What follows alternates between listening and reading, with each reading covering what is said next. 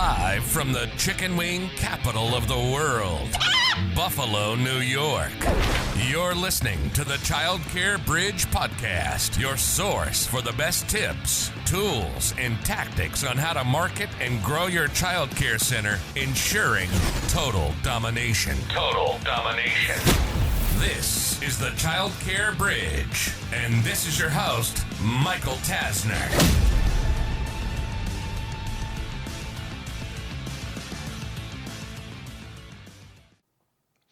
What if I were to tell you that there was something that you never would have thought would be causing families to disenroll or even decide to enroll with you in the first place? In today's episode of the Childcare Bridge, I wanted to laser in on this topic of reviews. And it's very easy for me to say, hey, if your reviews aren't great on sites like Google, or you've got some conversations happening on Reddit, that is going to negatively impact your enrollment. That's something that's pretty obvious in my opinion. Now, the other area are these pesky Facebook mom groups and parent groups, and I unfortunately have seen centers that have literally had to go out of business because of them. But those, again, to me are black and white and, again, pretty obvious. What I wanted to talk about today were your employee reviews. So here's what's happening as we speak. The way that people are searching for things, finding things, and essentially the way that data is getting aggregated, it's pulling from lots of different places. So if you were to go and do a simple search, and let's say you might type in the name of your center and type in issues or reviews or incident or feedback or one of many different types of phrases, what you're going to find is not just your Google reviews coming up, but Yelp, Reddit, the Better Business Bureau, and even more so, employee reviews. Most center owners have never realized that employee reviews show up in search. Most center owners didn't realize that a lot of these employee reviews from sites like Indeed and Glassdoor are aggregating into the AI engines. So I did a random search on some centers in my favorite city, which is Orlando. And I went on to Gemini, and then I went on to Grok and ChatGPT, and I tested all of them. And I said, tell me about the reputation of this particular center, and here's the address. And you'd be shocked to see that more of the commentary in these summaries was about what it's like to actually work at your center. Now, I've talked a lot about your team being a billboard for your center, and that's why I've talked about wanting you to have great shirts so that when people are walking around, like they're getting asked questions, and having something fun on the back that says, need childcare, ask me how, or probably something a little bit more inventive than that. But I've talked a lot about that. But what you haven't thought about is what are some of the negative implications of you having staff that are not happy. They're going to cost you enrollments. They're going to be toxic to the culture. They're going to drain your energy. But did you ever think that those one-star reviews or those low-star reviews could end up playing into the minds of families that are looking to enroll? If I were to do a poll and send this out to centers and ask that question, but I'd have to ask it in a non-leading way, like maybe I were to ask, hey, what are all the reviews that you think parents are reading? I would be shocked if more than a handful said employee reviews. But what's starting to concern me is that these employee reviews, again, are starting to aggregate into ChatGPT, Gemini, Claude, Grok. So if a parent were to go and say, tell me about this center, tell me about the reputation and it starts to spit out things like terrible place to work, hostile culture, low pay, what do you think is going to happen? That family is most likely going to reconsider, even potentially taking the tour. They're not going to want to get into a conversation with you and say, tell me more about these one-star employee reviews. They're simply going to move on. And again, the way that families are searching for care has drastically changed the last few years. They're not just driving around town looking for all the centers, they're doing their research online.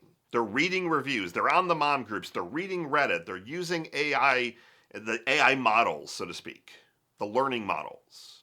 They're getting all of that detail, and then they're making an appointment to tour. They're probably making the appointment online rather than calling in. They're talking to you on online chat or using one of your chat bots, if you have one of those that's rolling. So the name of the game of getting those enrollments booked to tours, or families rather, booked to tours, has completely changed. But if they go through that research stage, anything that shocks them or has negative information is going to have them pause. They're going to be paused, and they're going to start to revisit, well, should we actually go and the school has really bad reviews. Now, what's crazy is that your Google reviews could be 50 5-star reviews. And I'm referencing an exact center that we work with. We couldn't figure out why we were getting a lot of leads, and then families were deciding to not tour. They would fill out a form, the tour no-show rate was the highest that I've ever seen, cancellation rate last minute of these tours, and then we went on a fishing expedition and started finding that, well, geez, this location in particular had some staffing challenges a couple of years ago. Now, that's the crazy thing. This data is from years and years and years ago. So you might say, we're an amazing place to work right now. And I'll go and look at your reviews on Indeed and Glassdoor. Those are the two main sites that seem to get aggregated, Indeed in particular. And your reviews are not reflective. So what do you need to do to combat this? And how do you do it in a way that it doesn't blow up in your face? And this is where I'm going to need you to have an honest conversation, like a one-way honest conversation with me here, if that makes any sense. More so an honest conversation with yourself. Are you a world-class place to work? Like, do you not even feel, I almost said feel, do you know that your staff are happy? They're telling you they're happy. They're showing you that they're happy. You're not losing lots of people to attrition where they're leaving. You don't have a revolving door. Can you tell me that is an accurate statement, yes or no? If the answer is no, so well, Michael, we don't really pay the best wages, and candidly, our wages are probably the lowest. We try, but we just are not profitable yet. So we haven't been able to do more. Our benefits stink. We don't have a break room. We don't give the team free food. We don't allow them to send their kids here for free or even partial tuition. You have a bigger issue. And if you were to take me up on the second part of this training today, it's going to blow up in your face. You need to focus then on your culture and seeing what you can do to get happier team. If your team is miserable, it's only going to continue to hurt things. I've had it to where we track at my company, we track team member happiness every single month. We've been doing it for 5+ years. It is a blind survey, completely anonymous. And we've been averaging between a 9.2 and a 9.6 out of 10 historically for the last 5+ years. Do we get some 1-stars every now and then? Definitely. Do we get a lot of 10s and 9s? Almost everyone is a 9 or a 10. Because we're tracking it, but then we're backing it up with actions. Lots of time off, competitive pay, bonuses. Our Dream On initiative program where we grant dreams randomly during the course of the year. We do things like that that are just borderline unheard of in this industry. You might say, well, Michael, I can't afford any of these things. You need to start somewhere, whether that somewhere is having a break room that you decorate with things from the dollar store, to giving some free food every now and then, to allowing their family to enroll at a low cost tuition, or in my suggestion, it's always free. That's a huge benefit. Huge benefit. Why should they have to send their kids to another childcare center when they're working at your center? 50% off at minimum is what I suggest, but I always say free. So if you know in your heart of hearts, in that honest conversation, you're telling me, Michael, we're just not there, don't proceed to the next step. Focus the next couple of months on improving your culture. Focus on improving benefits if you can, raising how much people are getting paid. Right now, money is the number one motivating factor. The number one. It's been that way for at least 2 or 3 years. So yes, you can do some extra perks and some fun stuff, but if you're paying $5 an hour on average below every other center in the area, that's going to be a huge uphill battle. So after you have some of that stuff improved, or you're like, yeah, we're solid. Like we've got all that stuff down. We just had some low reviews a couple of years ago where you had a rogue employee or two. You move to this next step. And this next step is you authentically ask your current team to go to Indeed and ideally also to Glassdoor and to leave an authentic review. Now, depending on the size of your team, I would stagger this out. If you have a handful of people, great, they can do it over the course of a week or two. But what I don't want to see is like 25 5-star reviews in a week. I would rather see it over the next couple of months. And what'll happen is that not only will that average, let's say you were at a 3.2, the average is going to bump up considerably, but the AI engines are going to pull from more and more of the new stuff rather than the old stuff. They're going to pull the newer. Great, people love working here. And then if you do that exact same search, you're going to find all that positive stuff starting to go in the AI models. In tandem, I want you to go and actually claim these listings. Most centers don't claim their Indeed listing, their Glassdoor listing, so that you can monitor this stuff in real time. You can reply to reviews. You can flag reviews if there's no person by this name that worked here, for example, if they actually left their name. A lot of this stuff obviously is anonymous, but you're at least able to flag certain things and show that you're actively monitoring it. But the best way to combat it is with positive 5-star reviews. And I'm looking for those authentic reviews, looking from ideally current staff, and then I want you to stagger it out. This one thing that you probably never have thought of could boost your enrollment tremendously over the next 6 months in terms of that conversion number. Because if you have some of those low reviews, parents are finding them.